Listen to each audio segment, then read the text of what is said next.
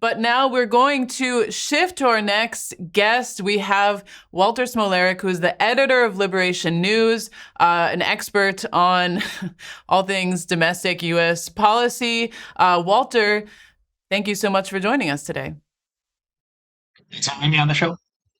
Great. Well, in the span of 24 hours beginning on Tuesday night, the Trump administration gave kind of a wide array of statements. First, we hear Trump saying, we're going to begin talks on the 10-point proposal. Then Caroline Leavitt said, we're not going to abide by Iran's wish list. We hear J.D. Vance saying, no, of course, Lebanon was included. So, these Trump officials were just kind of in disarray, as I think Dimitri said before.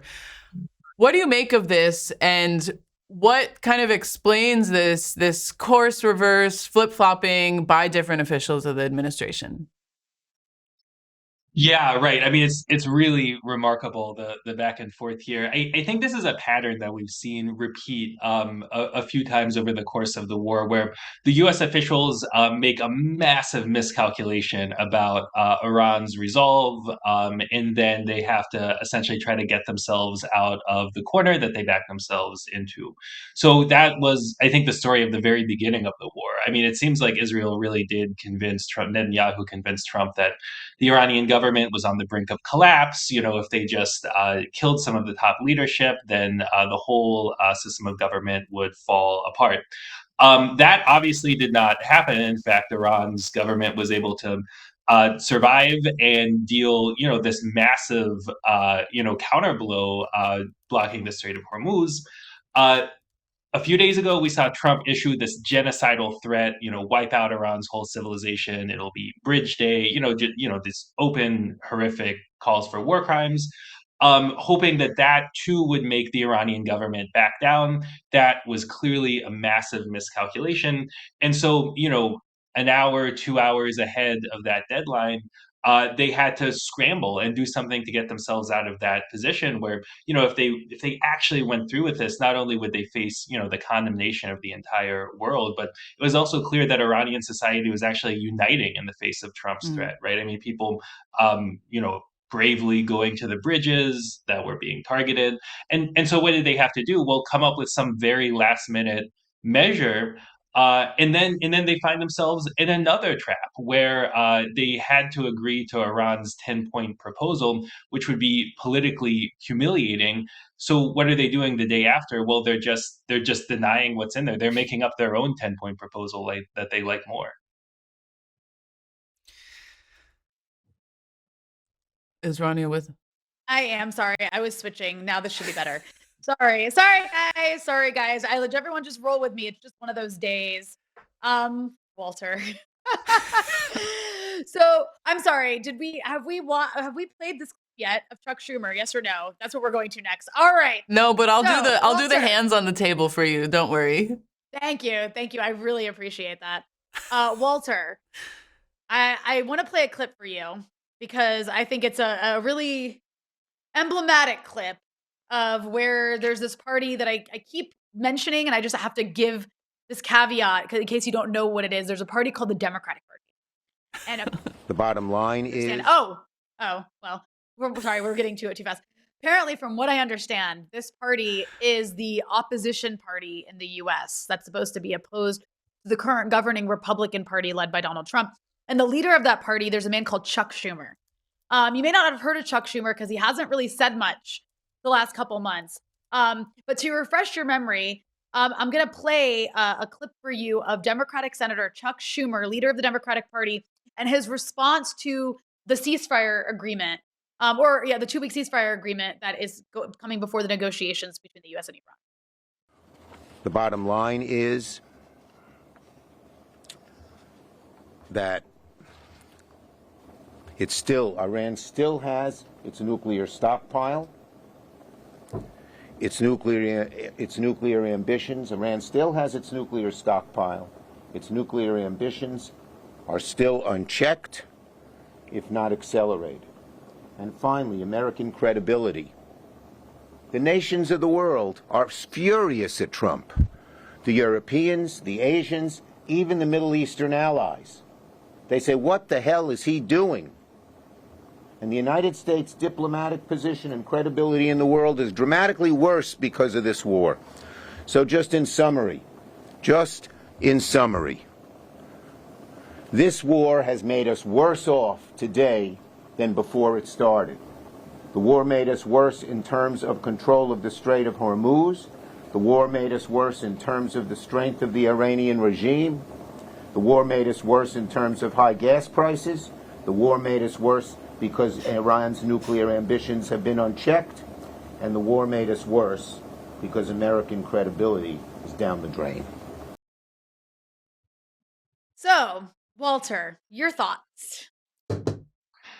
Yeah, I guess he's still alive or whatever. So he's that's crazy. That's obviously like the worst press conference ever. And I mean, at a moment when, you know, the president of the United States, right, and yes, the official opposition party, uh, like what does the official opposition party do when the sitting president threatens to commit genocide? I mean, something that you know, would land any other world leader in prison, destroying an entire civilization. Like, there's no ambiguity about that. Um, well, Chuck Schumer frames it as essentially tactical advice, right? That the problem with this is not that it's, you know, morally repugnant to massacre thousands of innocent people. He's not making a point about, you know, the class character of this war, that this is a war for the enrichment of billionaires who own oil and gas corporations and who own weapons manufacturers, while working class kids are sent to go kill and die and suffer terrible life-changing injuries. Like, that's not the basis, the main thrust of Chuck Schumer's criticism. It's essentially that Trump is bad at managing the US empire. That he didn't have a good plan, he chose bad tactics, he didn't get, you know, a good enough coalition together, right? That's always kind of like the favorite criticism of the liberal imperialists. Well, you got to make sure that the Europeans are on your side and everybody does it together, so it doesn't just look like the United States taking unilateral action. The fact that Trump didn't go through this playbook to essentially carry out regime change in an effective manner, like, that's what makes Chuck Schumer upset about the war. And the fact that he can sort of barely get the words out as he's speaking, I think is really like emblematic of the state of the Democratic Party leadership, where there's a profound political crisis. And the political establishment across the board is delegitimized to a historic extent. This is what the Democratic Party's top leader, most senior leader, comes up with. Completely misses the mark in terms of how the majority of people in this country are feeling and people around the world. Well, he did have a nice poster, so we'll give him that.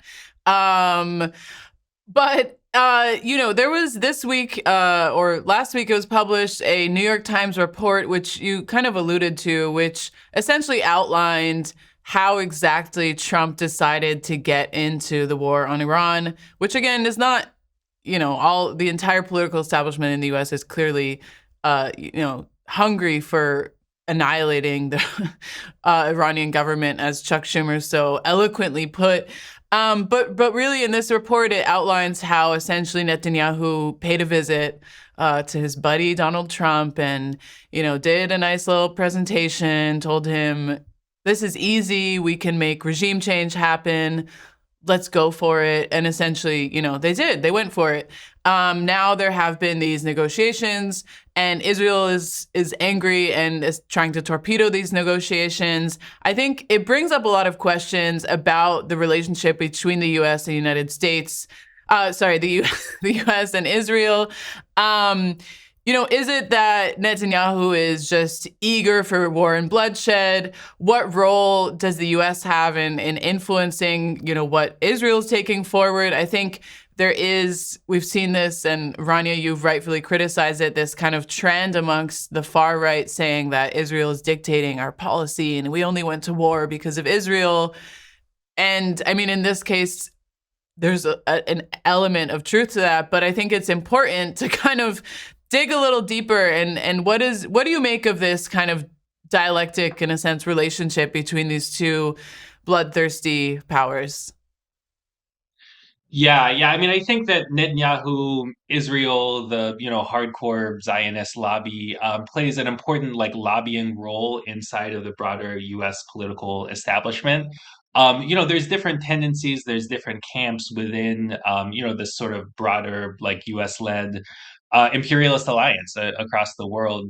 And Israel, I think, does lobby very hard and use the, methods of political lobbying, donations to congressional candidates, donations to presidential candidates, in order to advance like the most hardline positions. I think that's true, and it's clear for everybody to see. I mean, AIPAC wouldn't be spending all this money if there wasn't some utility to it.